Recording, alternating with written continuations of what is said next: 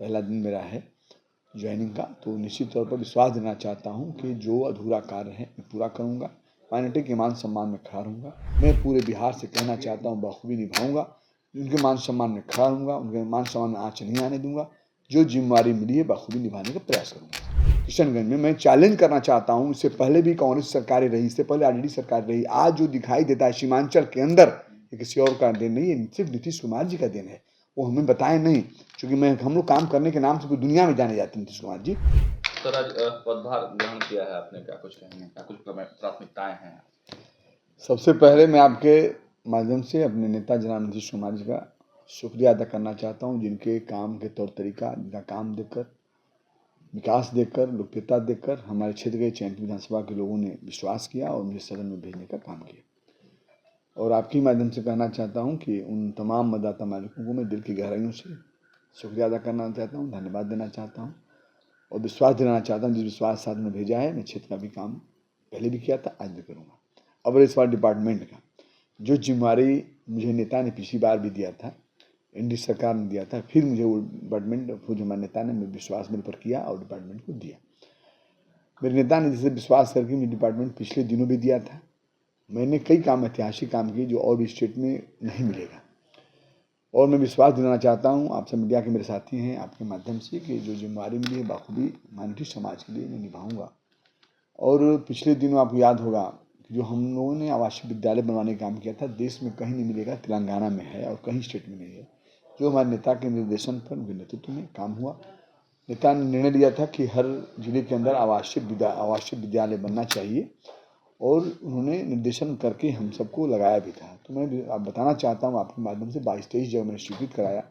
कई जगह बन गए हैं, संचालित हैं, कई जगह काम लगा हुआ है। आगे जो अधूरा होगा उसको मैं पूरा करूँगा। आपको बताना चाहता हूँ, मेरे डिपार्टमेंट के संबंधित मदरसा था, उसको शिक्षा विभाग देखा, एजुकेशन मिनिस्टर देखते हैं, फिर भी मेरा भी उसमें है। उसको लेकर हम लोग बराबर परेशान रहा करते थे, गंभीर रहा करते थे। नेता भी बड़ा पूछते रहते थे। मदरसा को लेकर हमने मदरसा शुद्धिकरण भी करवाया, अच्छे से बनवाया भी। जो आधुनिक समय में जो भी ज़रूरत थी उसको मैंने पूरा कराया। वेतन बढ़ा, जो आप जानते हैं, उसको लेकर।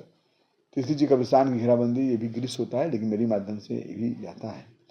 हमारे नेता के नेतृत्व में लगभग 9,000 से ज़्यादा कब्रिस्तान की घेराबंदी हुई। हम सब ने भी लिखकर जो दिया, जो डिपार्टमेंट में मुझे 5 साल का मिला, कोरोना 2 साल कोरोना ही था, लेकिन 3 साल का हमने जिस कब्रिस्तान की घेराबंदी को लेकर हम चिंतित रहे और नेता को लिखकर देते रहे, नेता हमारे कराते रहे। ये सब चीज़ें हुआ है।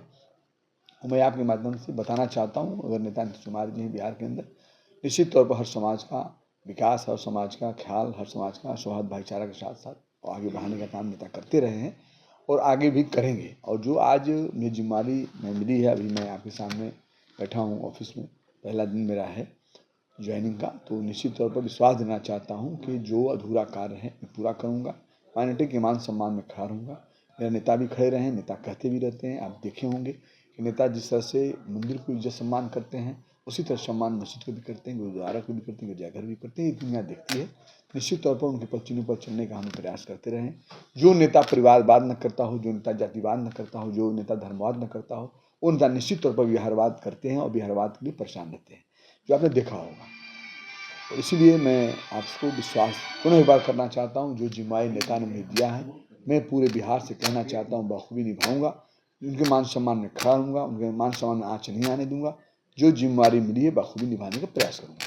इकलौते इस पूरे मंत्रिमंडल में देखा जाए तो इकलौते जो है माइनॉरिटी मंत्री हैं, आप मुस्लिम समाज से हैं, तो मतलब क्या लग रहा है कि प्राथमिकताएं जो है उस समाज के लिए देखिए, ज़्यादा मैं रहेंगी? सबसे पहले तमाम चीज़ें के पहले मैं अपने जिला चैनपुर विधानसभा से मतदाता से तमाम को शुक्रिया अदा करना चाहता हूँ। जिस 10% में हूँ, वहाँ टोटल हमारे हर समाज के लोगों ने मुझे मत देकर, प्यार देकर, सम्मान से मुझे सदन भेजा है। सबसे पहले तो सम्मान लायक और शुक्रिया अदा करूँगा अपने चैनपुर विधानसभा के तमाम लोगों का।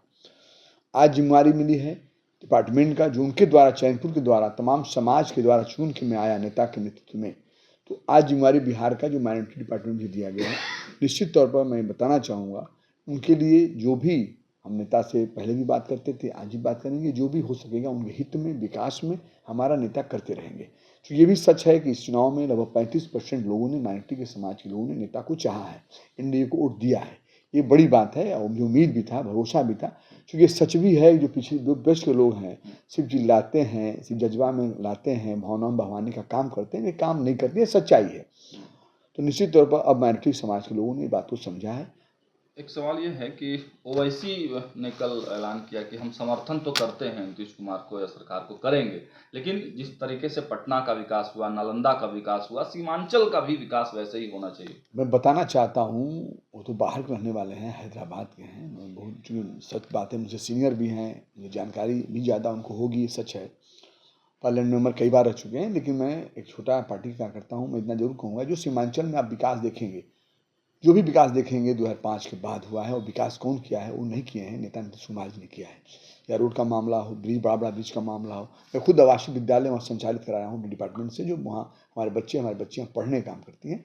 हॉस्टल का मामला हुआ, मदरसा का, जो भी जितने मदरसा हैं आप देख सकते हैं, पूरे बिहार में सबसे ज़्यादा संख्या मदरसा का नेता ने अगर स्टार्ट कराया है और पैसे देने का काम किया है और ख्याल रखा है, तो सीमांचल में मैं बताना चाहता हूँ, मदरसा में बच्चे पढ़ते हैं, ये अच्छी बात है, ठीक है, वो अपना सलाह दिए हैं, कोई बात नहीं है, उस पर हम खुद ध्यान पहले से रखते हैं, हमारे नेता रखते रहे हैं। वो लोग सपोर्ट करें या न करें, बात मैं कह रहा हूँ, पहले भी नेता हमारा काम करते रहे हैं, आज भी उनकी मानसिकता है काम करने की, जिसका सोच हो काम करना, वो कभी ये नहीं पूछते कौन वोट देता है कौन नहीं देता है।